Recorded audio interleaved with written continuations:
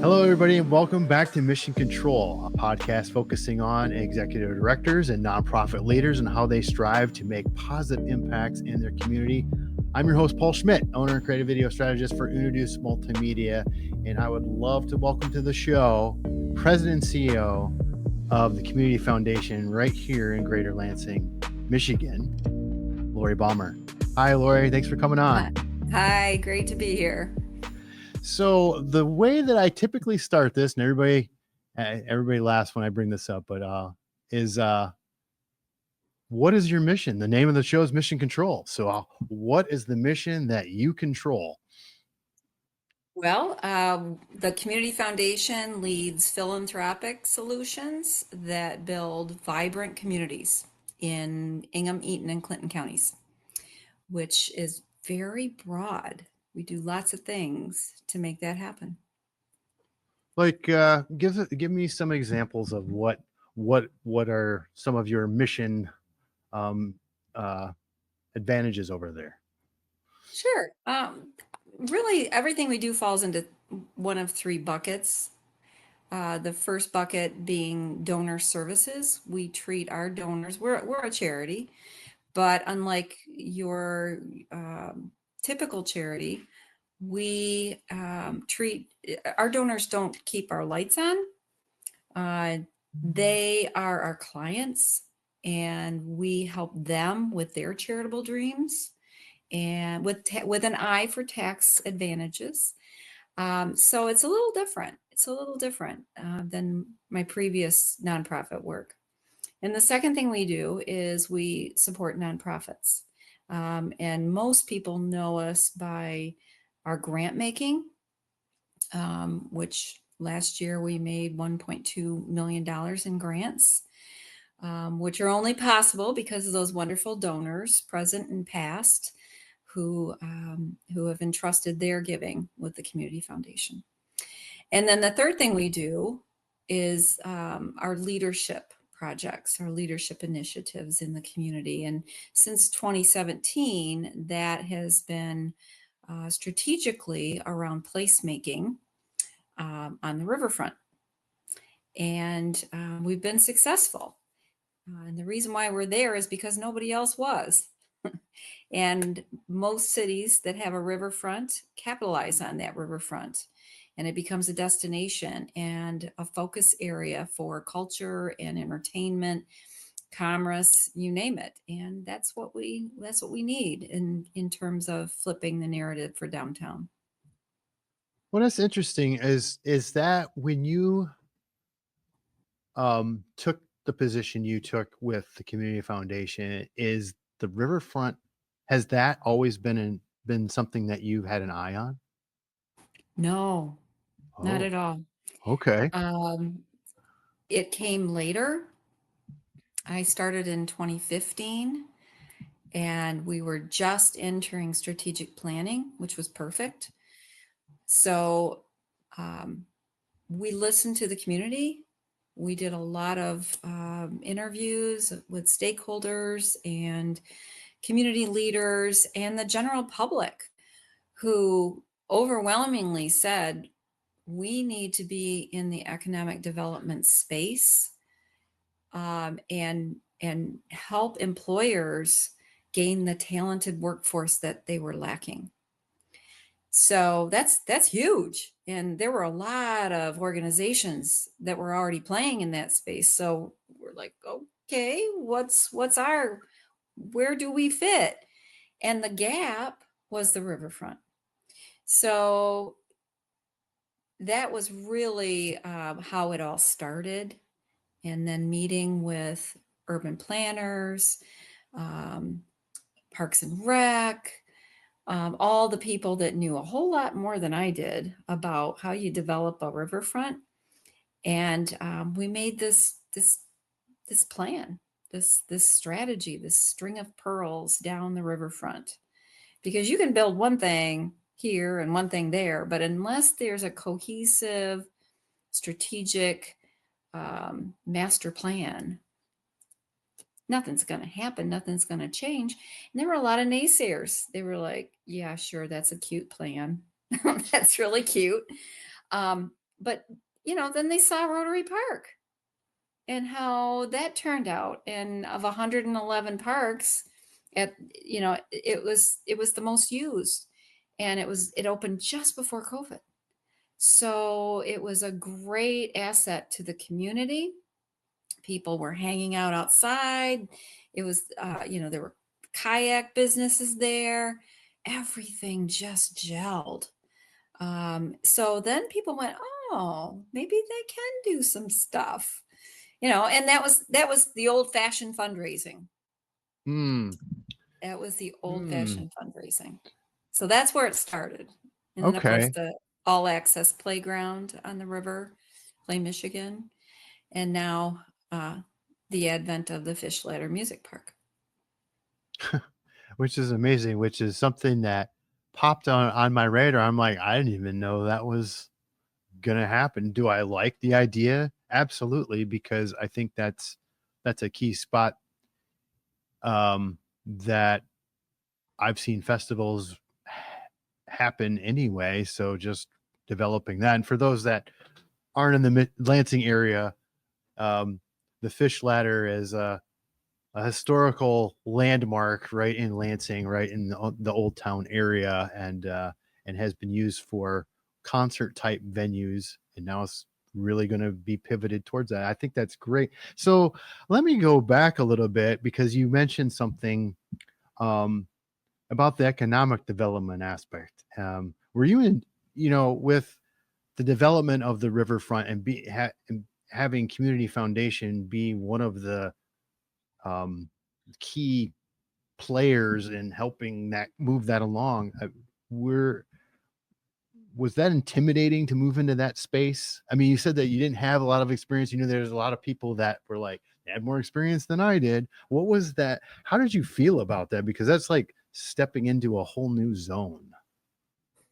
Um, it was exciting.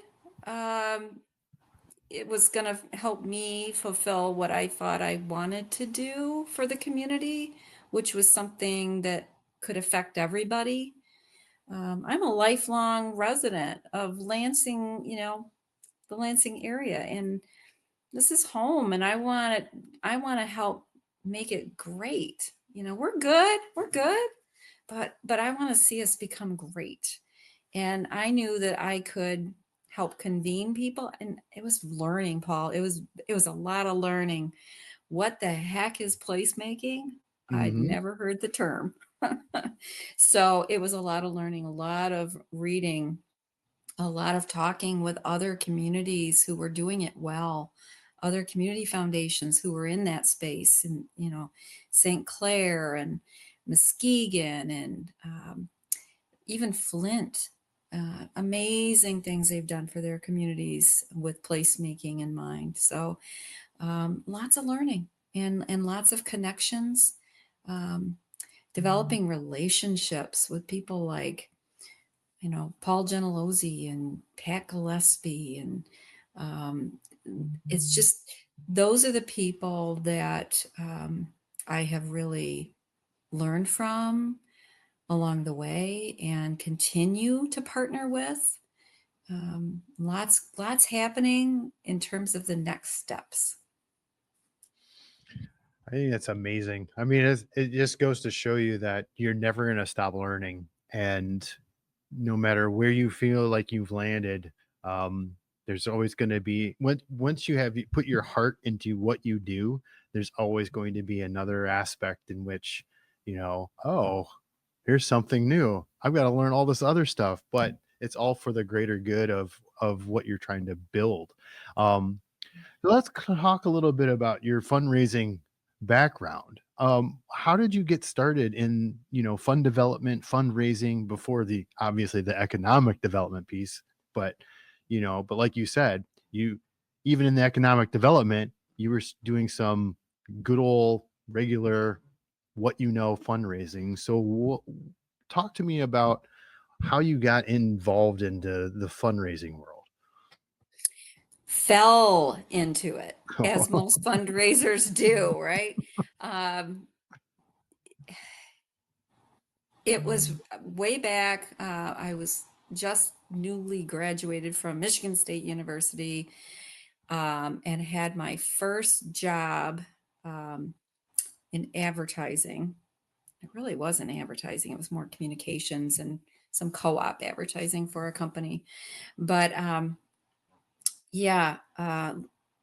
was there for about 3 years in Charlotte, Michigan, and moved on and got a job with the state of Michigan in press and public affairs for the Department of Agriculture. And I thought, oh, I've made it.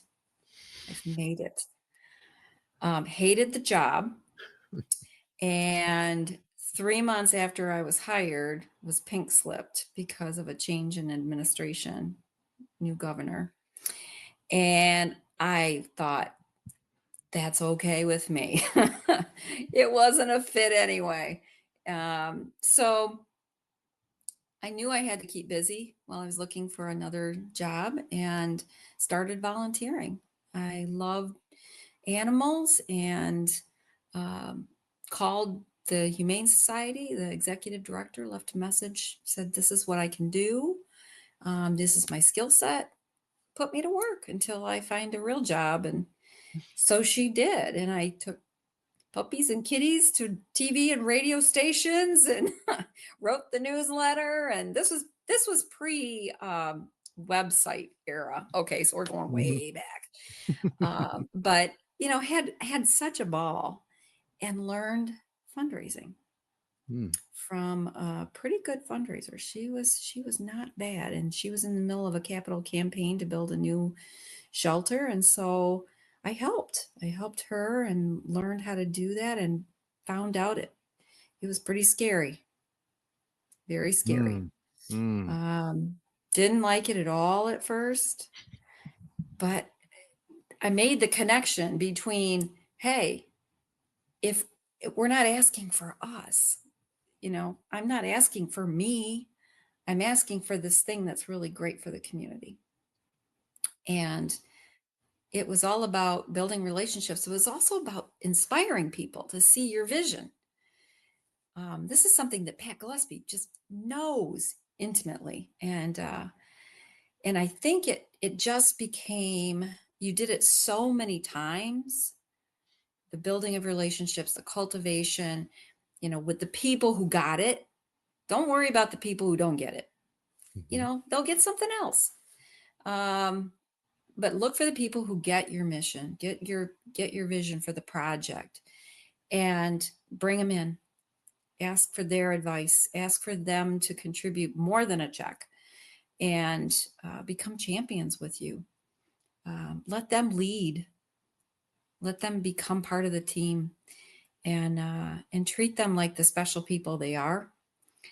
The money will come. You can't. This is the big difference between a fundraiser and a salesperson, in my opinion. The salesperson doesn't really have any power to give away. So it just evolved, and it was hard. It was scary. I didn't like it, but then the more I did, and the results that I saw, it became easier and easier.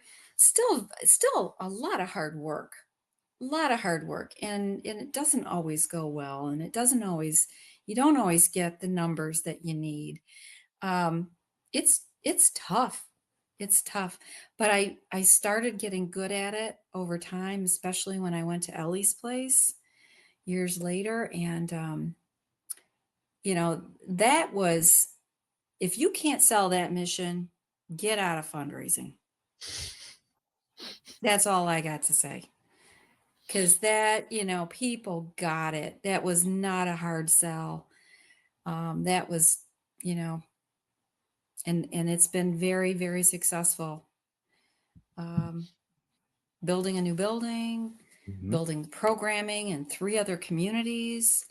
That was hard work, but it was also not difficult to gain support for.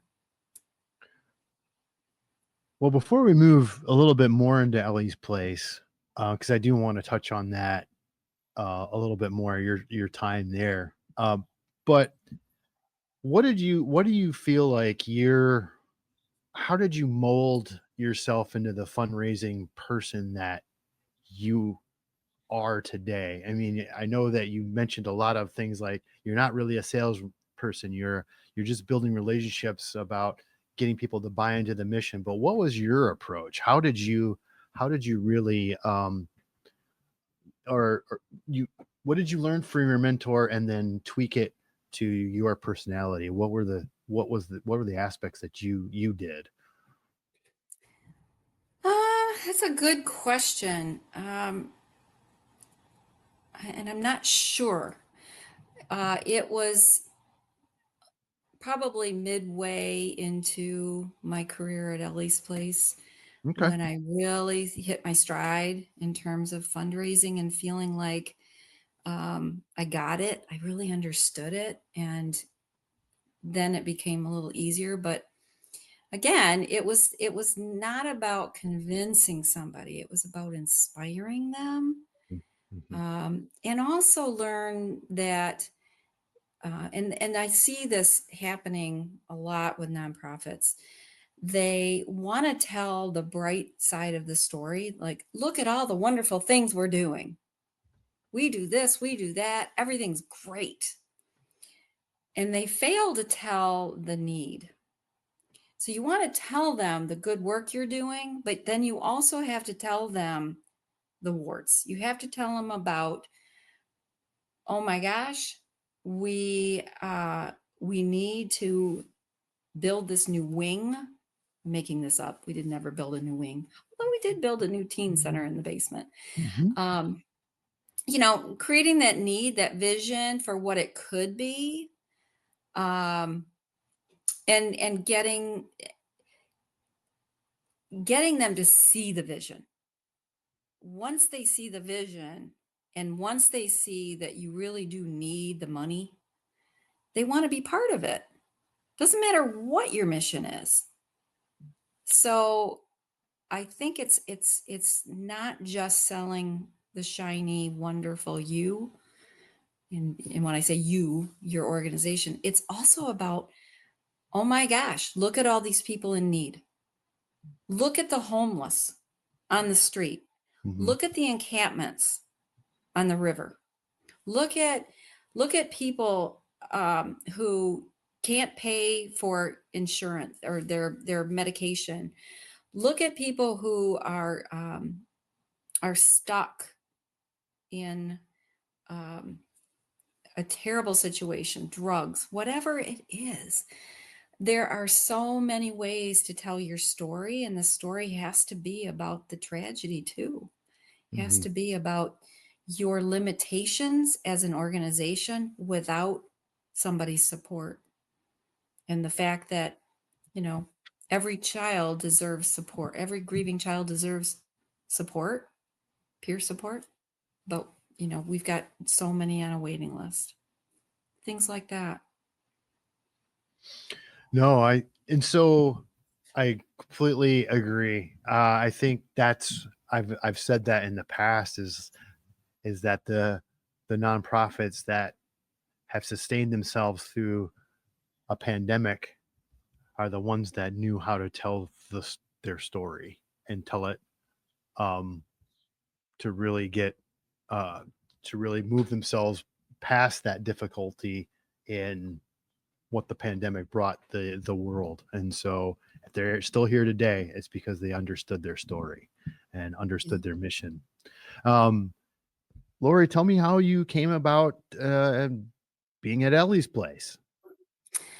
Well, after I was with the Humane Society for a number of years, had a colleague who was working for Ellie's Place at the time, and he said we were kind of friend colleagues, and he said, your fundraising's going pretty well, isn't it? I said, yeah, we're doing well. We've just come off a capital campaign, and he said, we're really struggling. Would you mind just visiting with our development committee and maybe giving us some tips? What's working for you?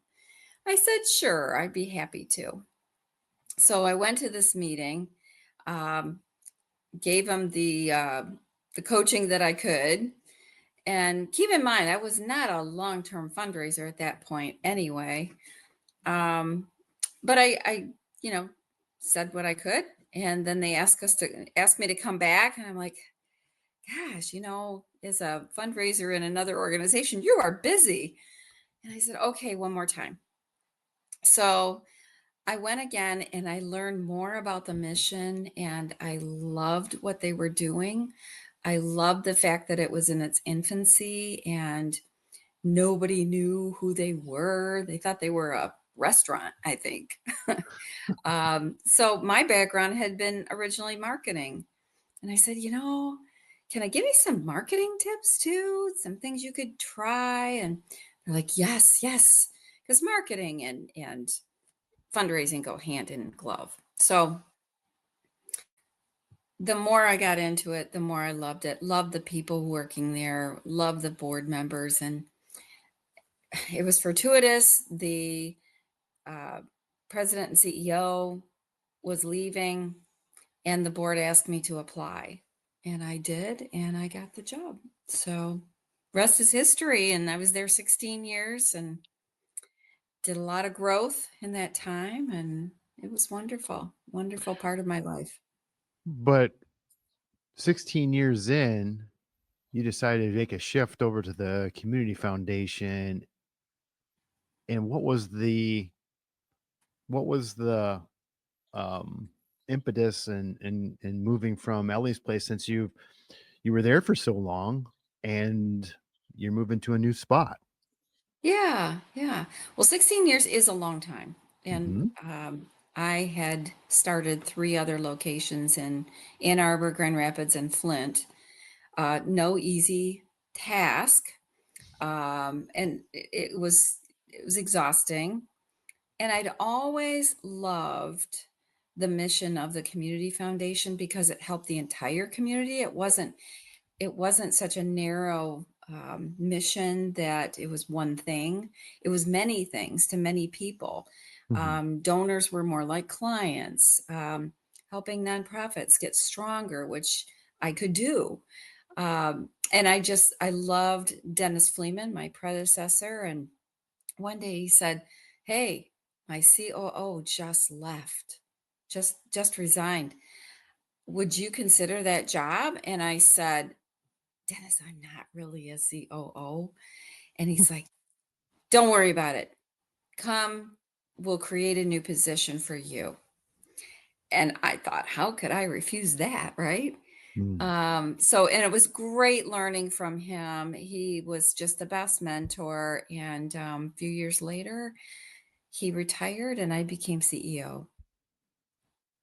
Wow. So now you're CEO. And when did you become CEO? About what time Ew. time frame was It was that? about 4 years ago. So what is that? 21? 2021?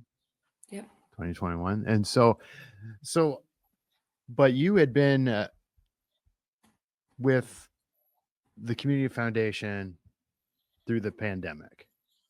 Yes. So how did you, in your role as quote COO before CEO, how did you what were some of the things that you had to put into place um in that time? I mean, is that where your marketing hat really shone, or what what did you do in that time period? Well, I'd already had enough time to lay some groundwork to strengthen our organization with staffing, with board, because of experience. So that I think laid the groundwork. Had we not been a stronger organization when COVID came about, I don't know that we would have been quite so strong through COVID. But we were able to pivot so well to a new way of working. We had a staff that was very flexible, very knowledgeable. Cindy Hales and I decided to focus on helping nonprofits survive. So United Way and the Community Foundation have had a great relationship. They were taking care of the people. They were the people working with the nonprofits to make sure that people had food, people had shelter, people were taken care of to the best of their ability. So we didn't want to get in that space too. There was no point. Our Mm-hmm. space became, let's help the nonprofits survive. And so Cindy and I were on the phone every day, all day. How are you doing? What's your greatest challenge? What do you need? And we shifted all of our regular grant making to just supporting those nonprofits with their operations and getting them through. And it worked. It worked beautifully. So many nonprofits said, you made us feel like you were, just a phone call away and that you cared. And that's what they needed the most, I think.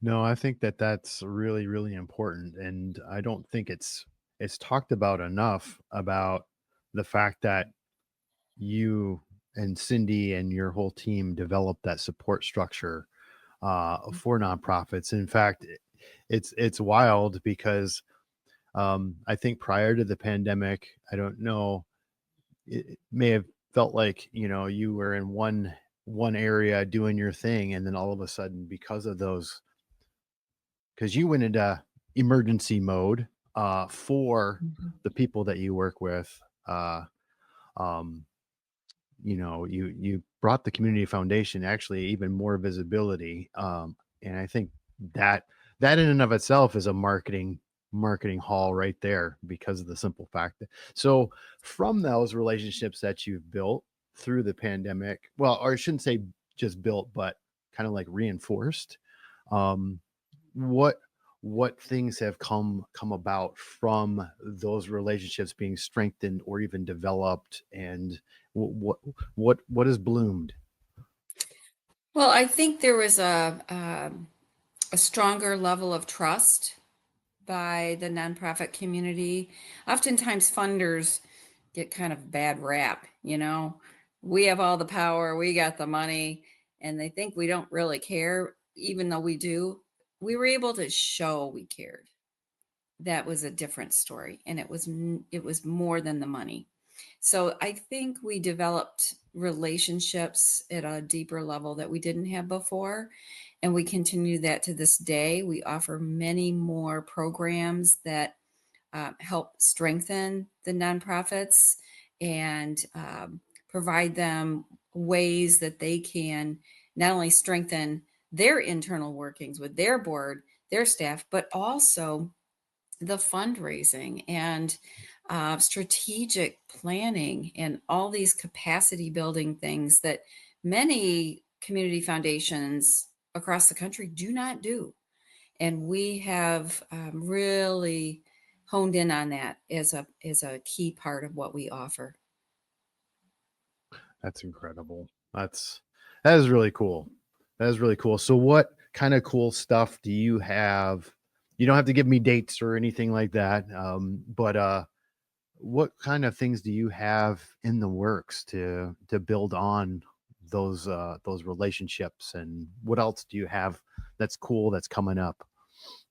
Well, our community investment team, headed by Cindy Hales, they are a powerhouse, and we have since expanded that team. So I've kind of gotten out of that space so that I could do more work on the riverfront, and starting with that Rotary Park, and then Play Michigan Playground, all access playground, and then now the Fish Ladder Music Park. So there's even more to come. It released me to do more in that area, and we've got such a great board that is forward thinking, visionary, and very supportive of my crazy visions sometimes. And it's a board that says, yeah, we really can do this, we really can raise money and match it.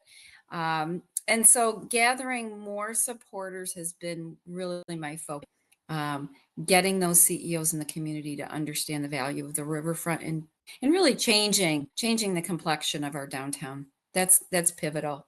And the more we can get that word out, the better, because it's going to take a complete community effort to make the flip with our riverfront. That's awesome. So as I wrap this up, one of the questions I like to ask everybody at the end is, so what do you do to relax, get away, decompress from all the amazing things that you're doing within your office? When you leave, what is it that catches your eye? Well, I am fortunate to have a wonderful man in my life. And he and I purchased a little cottage on Higgins Lake. So every weekend, that's where we are. And we do check Mhm. out. We try so hard not to take laptops because he's got a big job too. Um, but we try not to, and we try to really focus on just relaxing. And, you know, it's just such a beautiful, beautiful lake, and we feel very blessed to have it. I also am a woman of faith, and that helps a great deal as well. My favorite Bible passage is "Be still and know that God has this, not you." That's a hard one for me.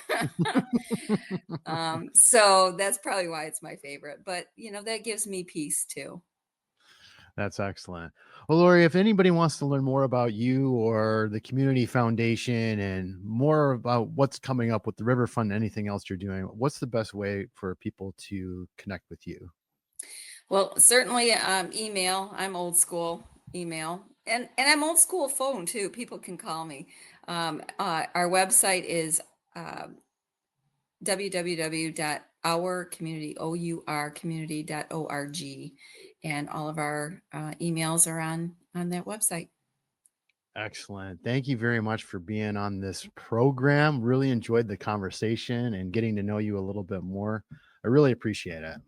Well, I really appreciate you and all you do, not only for the Community Foundation, but all the nonprofits in this community. What you do is stellar. Keep it Thank up. you. Really appreciate that. Thank you. And thank you all once again for taking some time to listen to this program. And don't miss the next episode. That's actually coming out next year. This is our last episode for this season. So thank you, Lori, for being our end cap for this season. I forgot all about that part.